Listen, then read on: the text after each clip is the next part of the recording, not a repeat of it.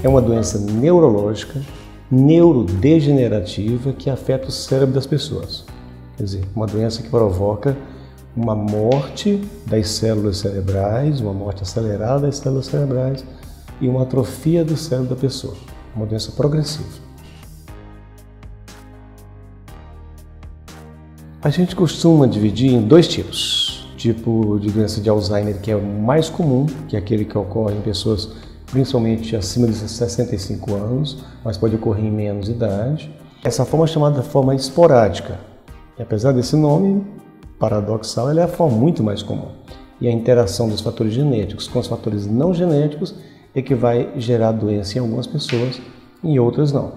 Existe uma outra forma, que é a forma que se chama hereditária mesmo. Ela é transmitida de pai ou mãe para filho, quando um dos pais tem alteração genética. Felizmente é uma forma muito mais rara.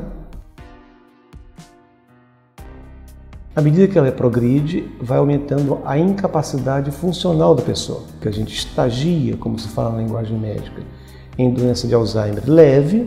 Quando o comprometimento é leve, a pessoa ainda consegue ter uma vida independente, apesar de já haver risco. A doença de Alzheimer moderada, ou fase intermediária, em que a pessoa ainda consegue, para a maioria das coisas, uma independência na realização, mas já depende de pessoas, de terceiros, para uma porção de coisas. E tem a fase mais avançada da doença. A gente chama realmente de doença de Alzheimer avançada, ou severa, ou grave, melhor dizendo.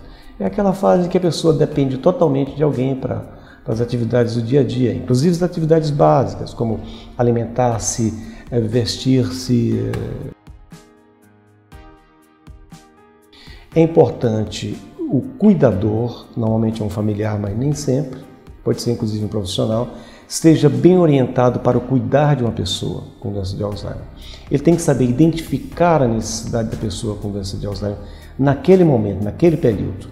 Porque como é uma doença que progride, a evolução é dinâmica. Como a gente trata de uma doença que não tem cura ainda, a gente valoriza muito a qualidade de vida. Nosso objetivo é melhorar a qualidade de vida da pessoa doente, mas também da sua família, do seu familiar, do seu cuidador.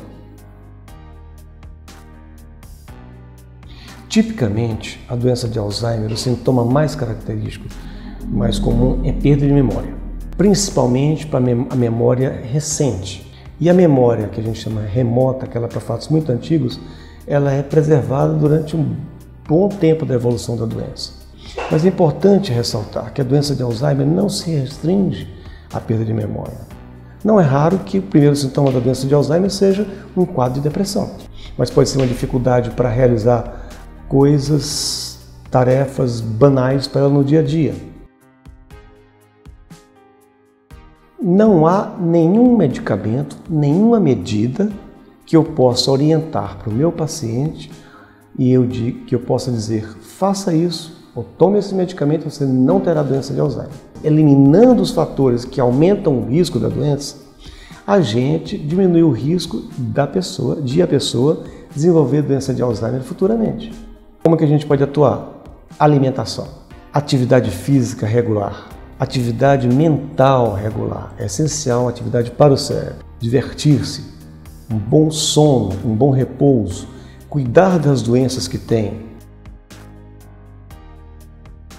Então, a doença de Alzheimer é uma doença que causa demência, mas não é a única. De cada 10 pessoas com demência, ou seja, com perda de memória, com perda de raciocínio, com alterações de comportamento, com incapacidade de viver independentemente, 6 ou 7, a causa dessa demência é doença de Alzheimer.